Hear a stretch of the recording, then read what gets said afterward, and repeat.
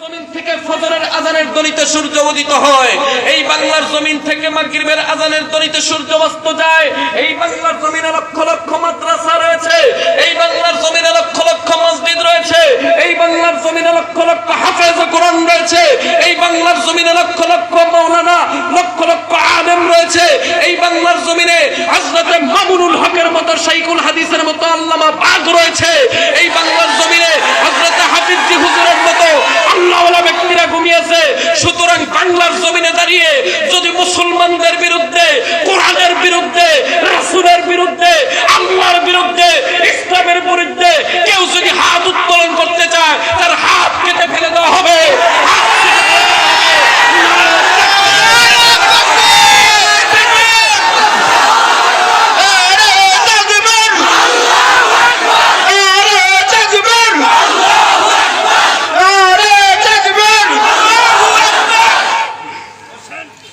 মুসলমানরা এই দেশে ভাড়াটিয়া থাকতে আয় নাই, কথা কোন নাকি? টুপি পিনছি দেখা কি অস্ত্র জমা দিয়ে লাইছি নাকি ট্রেনিং জমা দিয়ে লাইছি? টুপি পরছি মনে করেন না, অস্ত্র জমা দিছি, ট্রেনিং কিন্তু হাতে রাখছি, ঠিক না বেটি? টুপি আর দাড়ি পরছি দেখা দুর্বল পাইবেন না। আমকা আল্লাহু আকবারের ধ্বনি আপনার ইটের প্রাসাদ মুহূর্তের মধ্যে চূর্ণ বিচূর্ণ হয়ে পড়বে।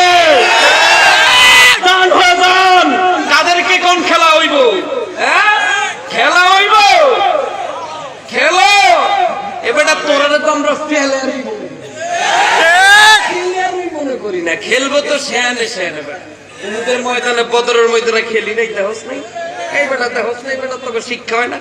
মুসলমানের ঘরে জন্ম নিয়া তোরা বেটা সেকুলার নাস্তিকতার যেই যারা আছে, এই পাশাটা কুত্তা লাল দালানের কুত্তা গো পক্ষেটাই না, তোরা তোকে স্বার্থ হাসিলের জন্য কথা কস।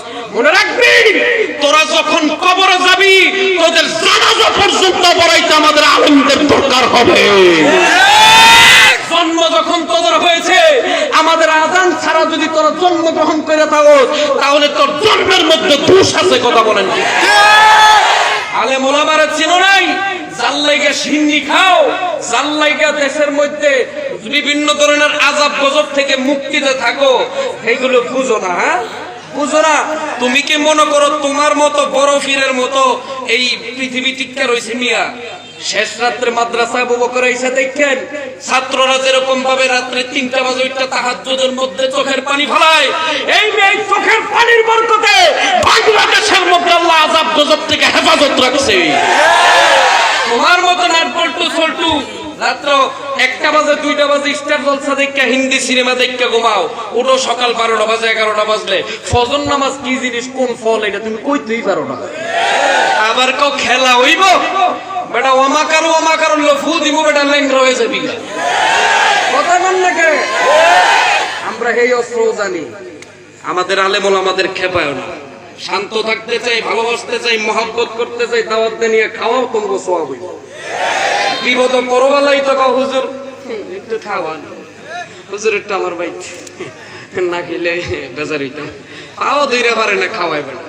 আবার কেমনে কস বেটা, ভূতে কুত্তায় পেশাব করছে এটার মাথায়। আওয়াজ দেন। বাংলার মুসলমানে তো মগানা মিয়া, বাংলার মুসলমান টেটন হয়েছে, ভালোমন্দ বুঝার ক্ষমতা বাংলার মুসলমানের আছে। আল্লাহ তাআলা আমাদেরকে বুঝার তৌফিক দান করুক, জোরে বলেন আমিন।